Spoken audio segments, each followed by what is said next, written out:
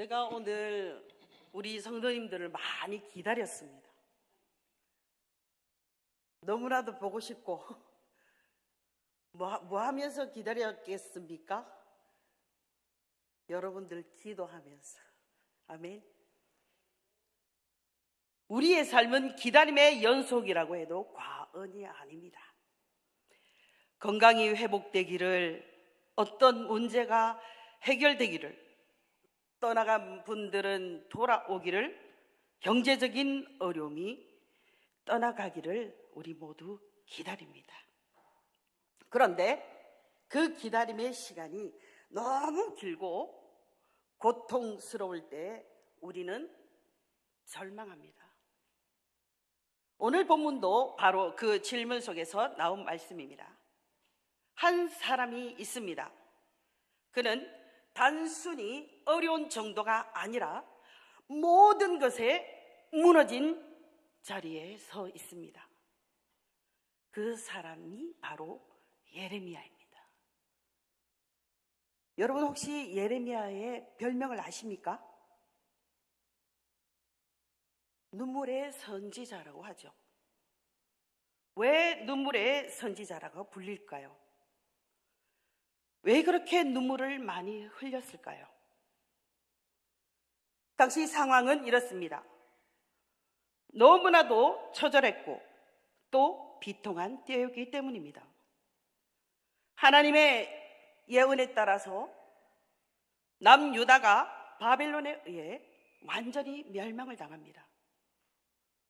예루살렘의 성전이 완전히 파괴되고 성벽은 무너지고 수많은 사람들은 비참하게 죽어갔습니다.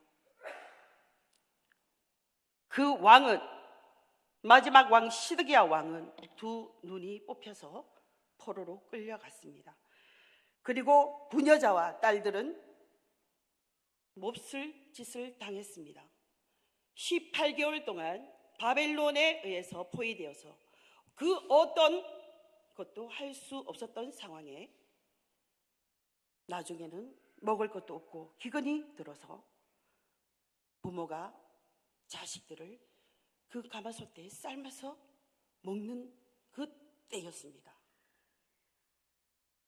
이런 일들은 외부적인 그런 환경이었고, 예레미야가 눈물을 흘릴 수밖에 없었던 그 이유는 바로 이런 상황 가운데 하나님의 말씀을 전하라 했기 때문입니다.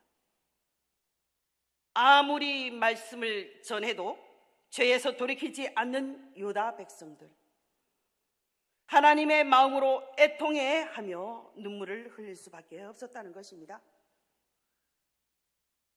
그 예레미야가 흘린 눈물의 결정체가 무엇인지 오늘 묵상하려고 하는 BC 586년 남유다가 멸망당하고 처참한 그 예루살렘 성을 바라보며 예레미야가 그 국가적 재난을 배경으로 지은 슬픈 탄식시입니다. 그 시가 예레미야 애가입니다. 그 예레미야 애가를 통해서 오늘 우리가 기다림의 시간을 어떻게 보내야 하는지 나눠보도록 하겠습니다. 자, 위의 상황에서 예레미야가 선포하는 것이 있었습니다. 3장 1절 말씀 읽겠습니다. 3장 1절. 여호와의 분노의 매로 말미암아 고난당한 자는 나로다. 1절에서 여호와의 분노의 매로 말미암아 고난을 당한 자는 나다. 지금 이스라엘 백성들이 죄를 범해서 하나님께 고난을 당하고 있는데, 예레미야는 이 모든 심판과 저주와 고난을 나의 심판, 그리고 나의 고난이라고 말합니다. 이 고난을 주신 주체자가 누구입니까? 하나님입니다. 하나님의 분노에 의해서 이러한 고난을 예레미야가 당하고 있는 것입니다. 그래서 18절에 나는 이제 힘이 빠졌고 소망이 끊어졌도다. 그 의미가 무엇일까요? 내가 살아갈 이유조차 모르는 절망 가운데 있다는 것입니다. 그 상황 가운데 예레미야가 오늘 본문을 말하고 있습니다. 자, 19절과 20절 다 함께 읽겠습니다. 시작. 내 고초와 재난 곧 쑥과 담즙을 기억하소서. 내 마음이 그것을 기억하고 내가 낙심이 되오나. 고난당한 자가 나라고 합니다. 그 미움 마음이 꺾이고 살아갈 힘조차 없는 번아웃이 된 상태를 말합니다. 그리고 절망스러운 표현을 3장 1절로 18절 말씀하고 있는데 눈으로 스캔하시기 바랍니다. 2절 말씀에 어둠 안에서 걸어가게 하시고 빛 안에서 걸어가지 못하게 하시고 종일토록 나를 치셨고 4절 나의 뼈를 꺾으셨고 5절 내 세살을 무겁게 하셨으며 8절에 내 기도를 물리치셨고 9절에 내 기도를 막으셨고 굽게 하셨다. 11절에 내 몸을 찢으셨고 13절에 화살통에 화살로 내 허리를 맞추시고 15절 나를 쓴 것들로 배불리시고 조약돌로 내 이름을 꺾으셨고 내 심정을 평강에서 멀리 하셨다. 이렇게까지는 아니더라도 우리들 삶에서도 감당하기 어려운 일들이 너무나도 많습니다. 그래서 18절의 결론은 스스로 이르기를 나의 힘과 여호와께 대한 내 소망이 끊어졌다. 여러분들도 지금 현재 절망 가운데 있는 분도 계실 것입니다. 어떤 일이든 나에게는 가장 큰 일이라 생각을 합니다. 그러나 이 예레미야처럼 이렇게 많은 그 절망으로 이끄는 그런 일이 있으십니까? 시편 기자도 말하고 있습니다. 42장 5절 내 영혼아 내가 어찌하여 낙심하며 어찌하여 내 속에서 불안해하는가. 고린도서 1장 8절 그 사도 바울도 힘에 겹도록 심한 고난을 향하여 살 소망이 끊어지고 믿음의 사람들도 낙심을 이렇게 통과를 합니다. 중요한 것은 그 다음에 이야기죠. 우리는 원망과 불평을 합니다. 우리에게 절망이 왔을 때 결단코 감사합니다라는 말은 나오지가 않죠. 반복적으로 고난이 올 때에 하나님께서 계시다면 나에게 어찌 이런 일이 있습니까? 어떻게 황폐한 내 인생을 보시고만 계실 수 있습니까? 지금까지 기도하고 기다렸는데 왜 이루어지지 않습니까? 절망적 신음밖에 나오지 않습니다. 18절과 19절에까지만 보시면 예레미야는 회복이 너무나도 불가능함을 말하고 있습니다. 그런데 우리가 21절로 이하부터 반전이 됩니다. 21절 전반부를 살펴보면 우리 이것을 내가 내 마음에 담아두었더니 그것이 오히려 나의 소망이 되었다고 말합니다. 이해가 안 되시죠? 여기서 담아두다라는 말은 히브리어로 아시브, 돌아가다, 돌이키다 라는 뜻의 내가 내 의지로 가져오다, 되돌이키다, 그리고 엘리히 나의 마음으로 라는 뜻으로 단순히 기억이 떠오르는 것이 아니라 고통스러운 현실에 함몰이 되어 있던 마음을 의도적으로 꺾어서 하나님에 대한 기억을 되살립니다.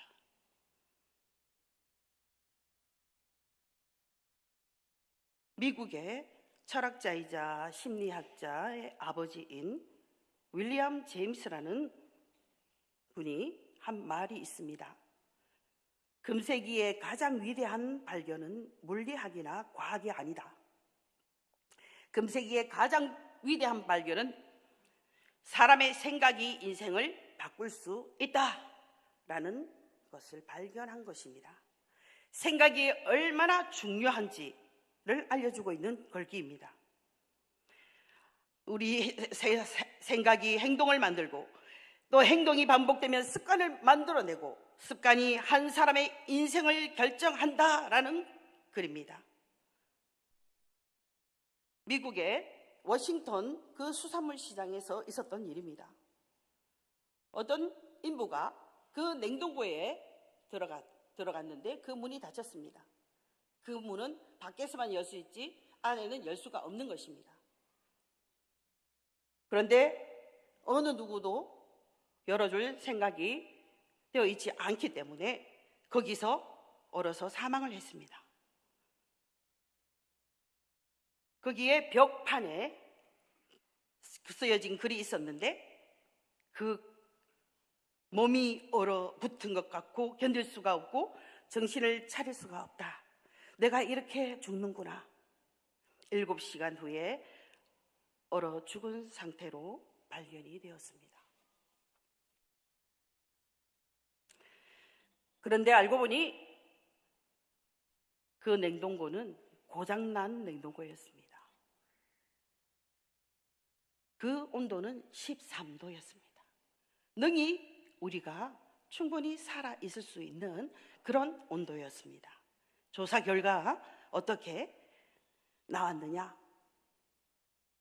얼어서 죽은 것이 아니라 생각이 마비가 되어서 그의 생각이 그를 죽인 것이다 라는 결론이 나왔습니다. 마음속으로 곰곰이 생각하여라는 그 마음에 담아두다.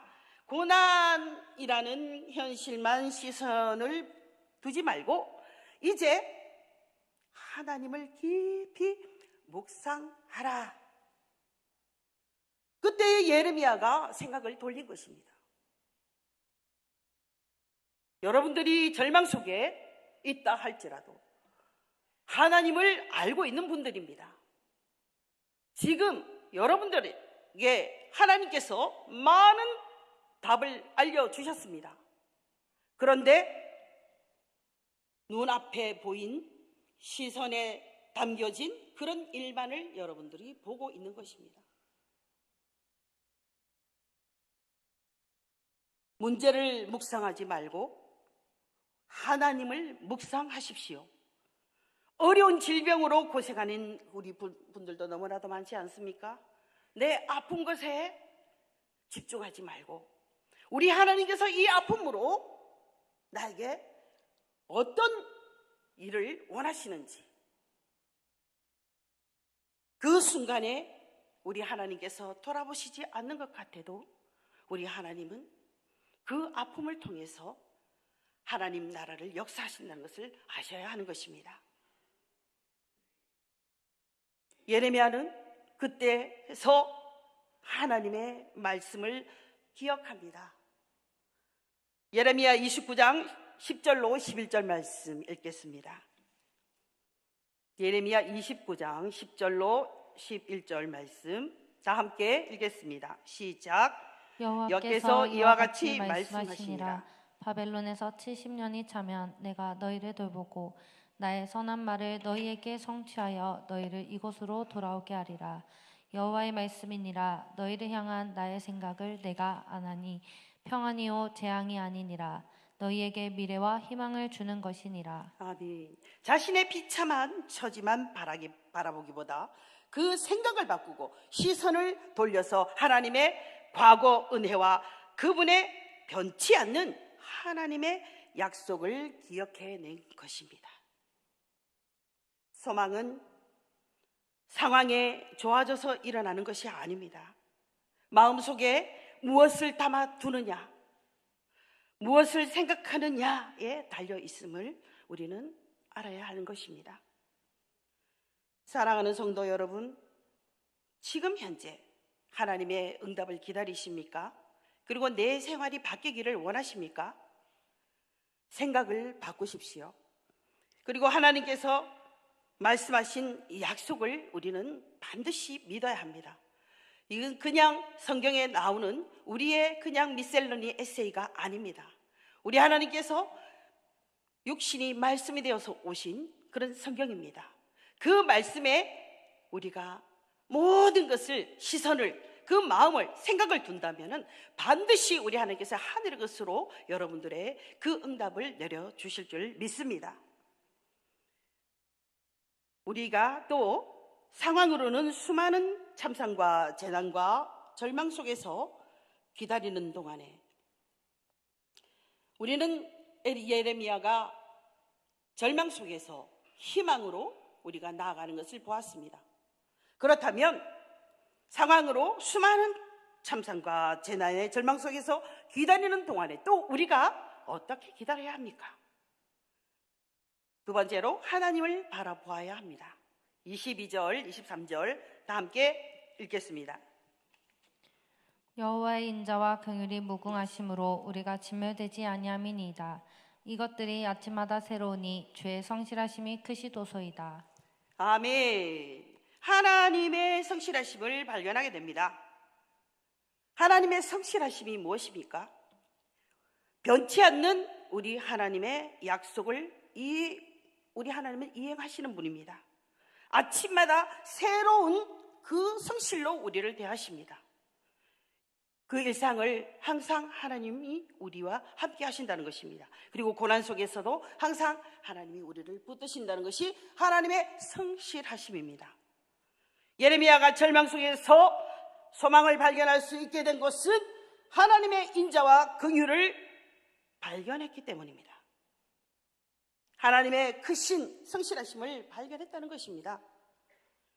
우리 하나님은 어떻게 광야 생활 40년 동안 우리 하나님께서 먹이시고 입히시고 또 옷도 헤어지지 않았고, 그리고 우리 하나님께서 젖과 꿀이 흐르는 땅을 인도하셨습니다. 그 광야의 만나를 기억하고, 또한 우리가 불뱀에 물렸을 때도 어떻게 하셨습니까? 노뱀으로 하나님을 바라보라. 그 노뱀을 바라보면 반드시 살 것이다.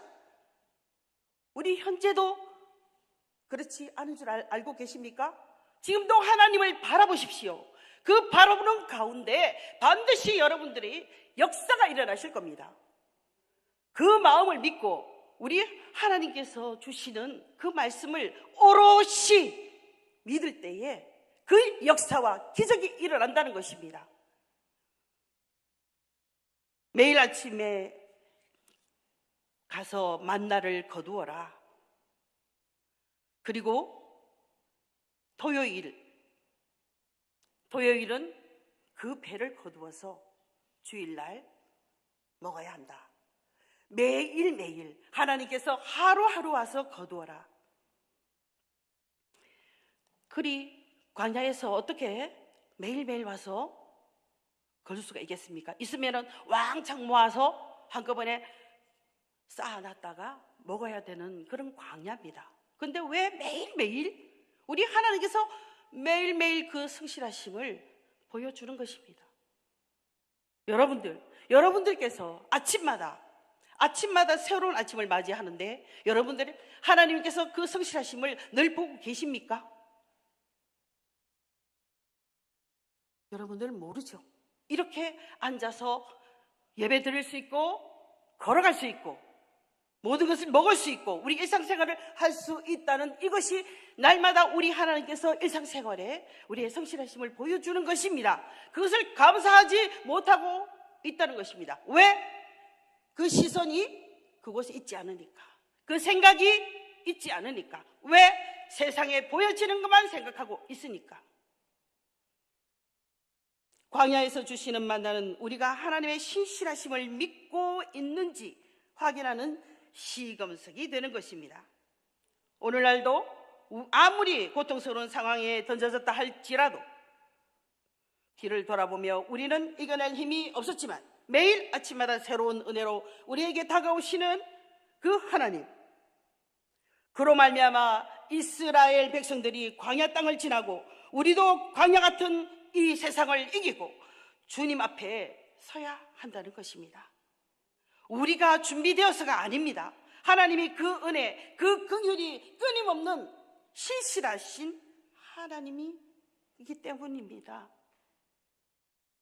이 하나님을 우리가 바라보고 나아갈 때 고난의 삶은 지나고 눈물의 떡을 먹을 때 하나님을 바라보길 우리가 원해야 되는데 고난을 묵상하고 싶은 그런 분들이 어디 있겠습니까? 왜 이렇게 사람들은 나 안에, 내 마음 안에 하나님이 계신데도 고난을 생각하고 문제를 생각하고 아픔을 생각하고 그것이 입으로 행동으로 바로 나오는 것입니다. 그런 인생은 우리가 허비하는 인생이라고 말할 수가 있습니다. 하나님의 신실하심을 믿지 못하기 때문에 기다리지 못하고, 또 그리고 인내해야 하는데 인내하지 못하고, 정말 우리 하나님께서 예레미야가 낙심되었다가 다시금 눈이 열려서 새로운 소망을 보았듯이 여러분들이 진정한 하나님을 아신다면, 우리가 하나님을 알고 있다면 모든 것에 우리 하나님의 초점이 다 있습니다. 여러분들이 지금 현재 앉아있는 그 자리도, 내 옆에, 그리고 또 어떤 일에, 어떤 그 순간순간에도 우리 하나님이 계시다는 것입니다. 그것을 바라보지 못하는 것은 하나님을 모르기 때문입니다. 알려고도 하지 않습니다. 우리 하나님께서도 하나님을 우리에게 또 크나큰 그 사랑을 주셨는데도 알지 못하고 있지 않습니까? 지금 다음 주면은 우리가 고난주간이 시작됩니다. 그 고난주간에 우리 하나님께서 어떻게 하셨는지, 주님께서 우리를 위해서 어떻게 하셨는지, 여러분, 우리가 매일매일 묵상하고 매일매일 우리가 예수 그리스도의 삶을 살아야 하는데도 불구하고 우리는 그 주간만 기념하듯이 늘 그렇게 살고 있습니다. 우리에게 하나님께서 얼마나 큰 사랑을 주셨는지, 그 진실함이 무궁하나이다. 우리는 그냥 그 글자로만 읽지 마시고 그 안에 있는 하나님의 그 무한한 헤세드, 인자와 그 사랑을 우리는 알아야 된다는 것입니다. 그 사랑을 여러분들 아십니까?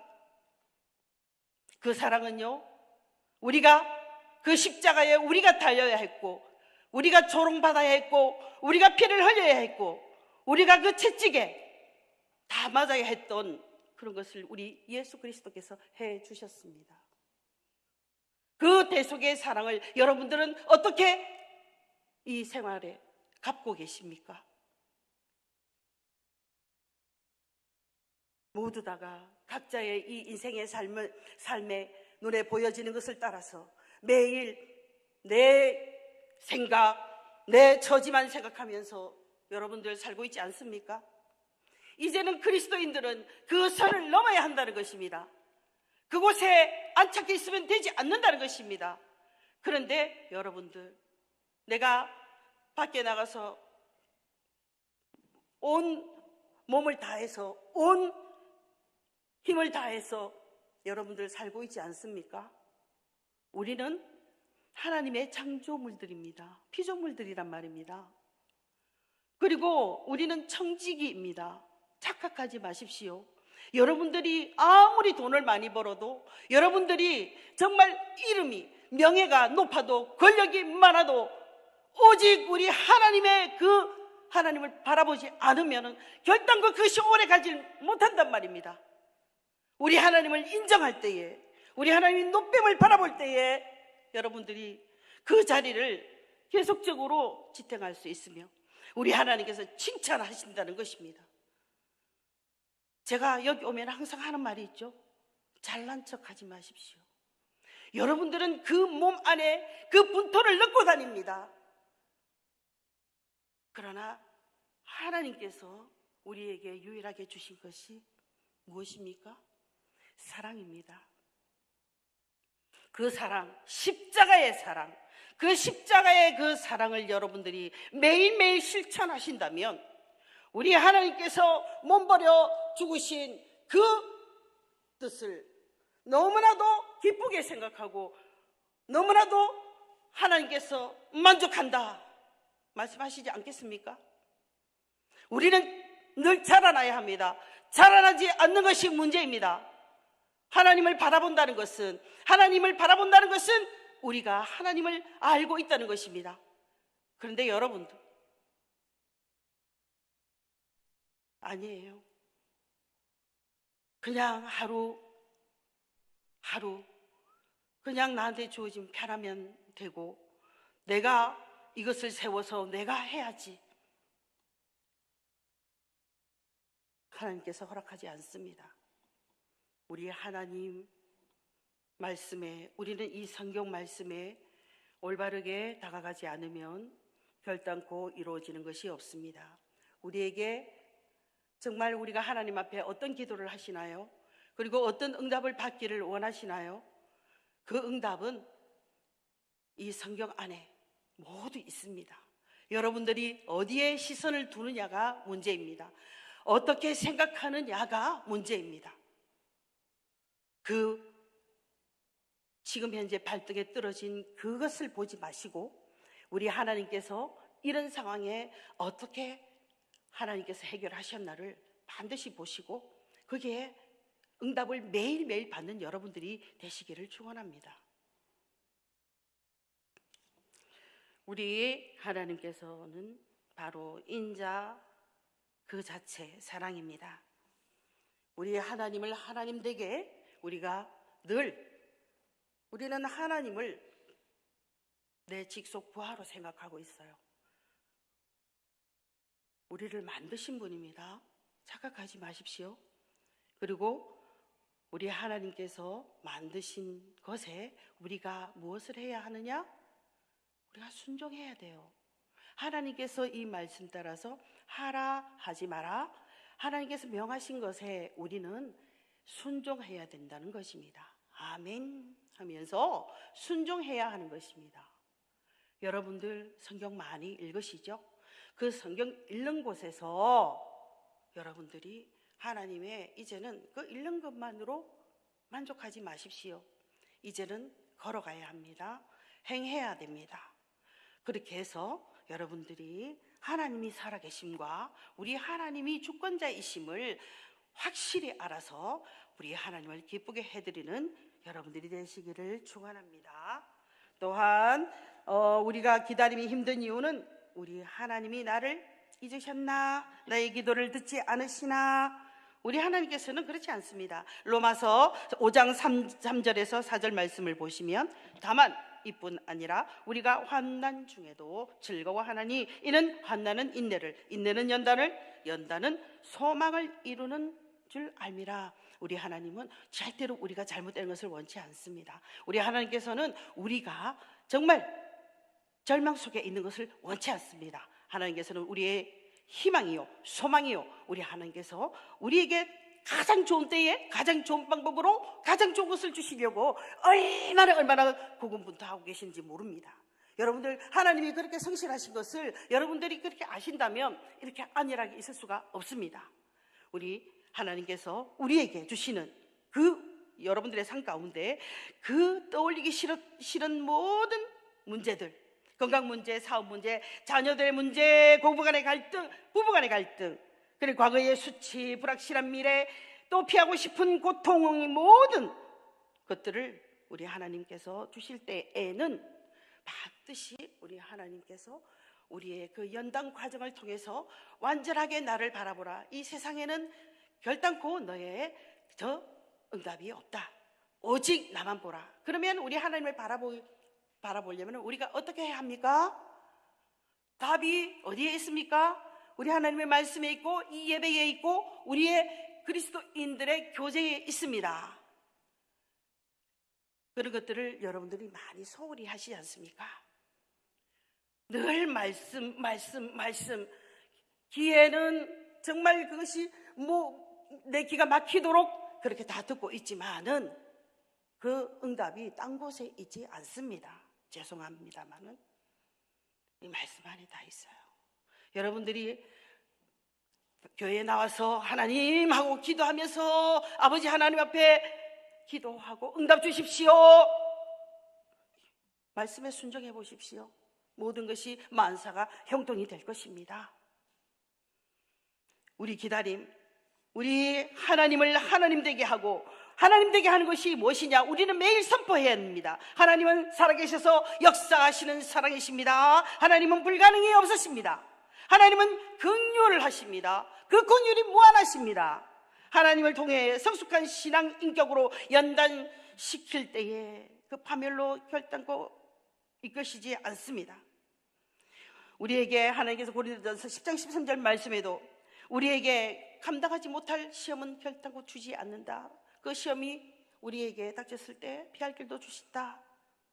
또 그리고 욥기서 23장 10절 말씀에도 그러나 내가 가는 길은 그가 하시나니 그가 나를 단련하신 후에 순간같게 나가게 하겠다 말씀하시지 않습니까? 말씀하시지 않습니까? 그런데 믿지 않습니다. 아니, 그 순간에만 아멘. 여러분, 현실적으로 하나님의 말씀을 받아들이십시오. 예레미야는 이 처참한 상황에서도 하나님을 바라보았습니다. 그렇기 때문에 절망에서 소망으로 넘어갈 수가 있었다는 것입니다. 사랑하는 성도 여러분, 우리 하나님은 우리를 만드신 분입니다.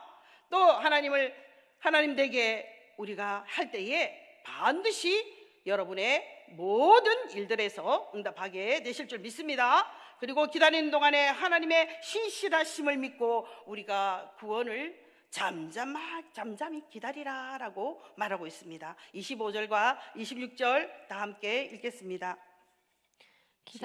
기다리는 자들에게나 구하는 영혼들에게 여호와는 선하시도다. 사람이 여호와의 구원을 바라고 잠잠히 기다림이 좋도다. 아멘. 내 심령에 이르기를 여호와는 나의 기업이시니 그러므로 내가 그를 바라리이다. 내가 하나님을 바라봅니다. 내가 희망을 가지게 됩니다. 또 하나님을 기다리는 사람, 하나님을 찾는 사람, 그 사람이 구원을 바라고 잠잠히 기다릴 때 그것이 좋도다라고 말을 하고 있습니다. 하나님은 단순히 시간이 흐르길 기다리는 분이 아니십니다. 그분은 신뢰하며 찾는 사람에게 반드시 선을 베푸신다는 것을 말씀하고 있습니다. 기다림은 방치가 아닙니다. 하나님의 선하심을 맛보기 위한 전제 조건입니다. 여기서 잠잠이라는 그 뜻은 포기나 체념이 아니고 두맘, 즉 히브리어로 두맘, 침묵 속의 안식함을 말하고 있습니다. 침묵 속의 안식. 내 방법과 불평을 그치고 하나님의 때를 신뢰하는 상태를 말하고 있습니다. 하나님의 방법이 무엇입니까? 말씀대로 사는 것입니다. 성경 말씀대로 사는 것입니다. 성경은 이 기다림을 힘든 일이라 하지 않고 좋은 일이라고 합니다.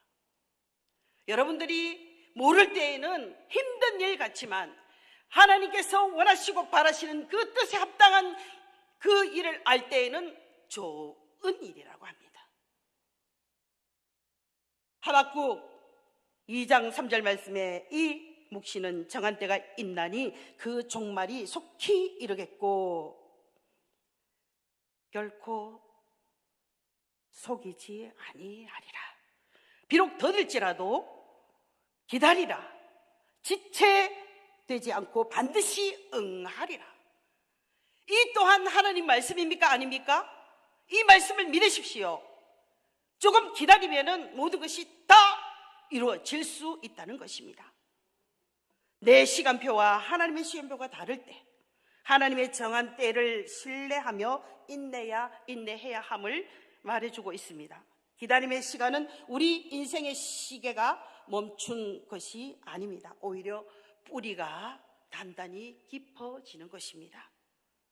어떤 상황들이 언제 해결될지 집착하기보다 하나님이 어떤 분이신지를 묵상하고 하나님께서 나에게 이 땅에 내려주셨을 때 무엇을 원했는지, 나에게 어떤 메시지를 주셨는지 그 모든 것을 말씀을 통해서 알게 될 때 우리 예레미야가 하나님 그 말씀을 가지고 다시 그 시선을 바꾸었듯이 우리의 인생도 반드시 우리 하나님께서 우리를 주장하여 주실 줄 믿습니다. 예레미야 29장 12절 말씀에 여호와는 찾는 자, 여호와께 구하는 자, 너희 기도를 들을 것이요. 찾는 자, 구하는 자, 그리고 그 약속을 믿고 하나님을 바라보며 돌이키는 때에는 우리 하나님을 만날 수 있다라고 말합니다. 결론을 짓겠습니다. 오늘 우리는 기다리는 동안에라는 주제로 무너진 예루살렘을 바라보면서 고통스럽게 탄식하는 예레미야의 눈물을 보았습니다. 절망의 자리, 낙심의 자리에서 신실하신 하나님을 바라보면서 절망을 넘어 소망의 은혜를 노래했고, 그 사랑을 노래했던 예레미야, 똑같은 상황이지만 무엇을 바라봅니까? 내 마음속에 무엇을 담아두고 있습니까? 정말 우리 지금 나의 고난 중에 반드시 계신 분이 계실 겁니다. 상황은 쑥과 담즙 같을지라도 아침마다 다시 찾아오시는 우리 기업이신 하나님의 자비와 신실하심을 우리는 반드시 바라보아야 한다는 것입니다. 고통의 끝에는 우리 하나님은 우리를 새로운 모습으로 반드시 세워주실 것입니다. 기다림의 고난도 우리는 감사해야 합니다. 왜? 우리를 정금 같게 하기 위함이기 때문입니다. 잠잠히 구원을 기다리며 바라봄으로써, 우리 하나님을 바라봄으로써, 그 노뱀을 바라봄으로써 절망을 소망으로 바꾸는 거룩한 백성들이 되시기를 주님의 이름으로 축원합니다. 아멘.